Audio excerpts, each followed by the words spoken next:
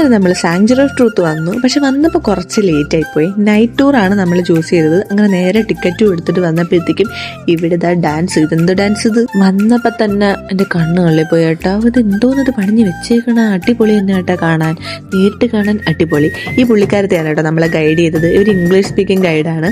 അതിനകത്ത് കയറണമെങ്കിൽ അവർ വെച്ചേക്കുന്നൊരു തൊപ്പി തരും. ആ തൊപ്പിയൊക്കെ വെച്ചുകൊണ്ട് അതിനകത്ത് കയറാൻ പറ്റുള്ളൂ. കാരണം ഇതിപ്പോഴും കൺസ്ട്രക്ഷൻ നടന്നുകൊണ്ടിരിക്കുന്ന ഒരു സ്ഥലമാണ്. 1981 ഇതിന്റെ കൺസ്ട്രക്ഷൻ സ്റ്റാർട്ട് ചെയ്തത്. ഇപ്പോഴും അത് സ്റ്റിൽ ഗോയിങ് ഓൺ തന്നെയാണ്. ഫ്യൂച്ചറിൽ എപ്പോഴെങ്കിലും ഒക്കെ ഇത് കംപ്ലീറ്റ് ചെയ്യുമായിരിക്കും. ഇത് മൊത്തം തടികൾ കൊണ്ടുള്ള ശില്പിയാണ് കേട്ടോ. ഇവിടെ ആണി കൊണ്ടുള്ള പരിപാടിയോ ഒന്നുമില്ല. മൊത്തം തടികൾ കൊണ്ട് കൊത്തുപണി ചെയ്തു വെച്ചേക്കുന്നതാണ് കേട്ടോ. കാണാൻ ഒരു വേറെ ലെവൽ എക്സ്പീരിയൻസ് തന്നെയായിരുന്നു. ആയത്തായ എംപയറിന്റെ രീതിയിലും അതേപോലെ തന്നെ ഹിന്ദു ബുദ്ധിസ്റ്റ് വിശ്വാസങ്ങളുടെ അടിസ്ഥാനത്തിലാണ് ഈ ഒരു കൺസ്ട്രക്ഷൻസ് ഒക്കെ ചെയ്തേക്കുന്നത്. ലൈഫിൽ ഒരു പ്രാവശ്യമെങ്കിലും കണ്ടിരിക്കേണ്ട സ്ഥലവും അതുപോലെ പട്ടായ വന്നു കഴിഞ്ഞാൽ മിസ് ചെയ്യാൻ പറ്റാത്തതുമായ ഒരു സ്ഥലവും കൂടിയാണ് ഇത്.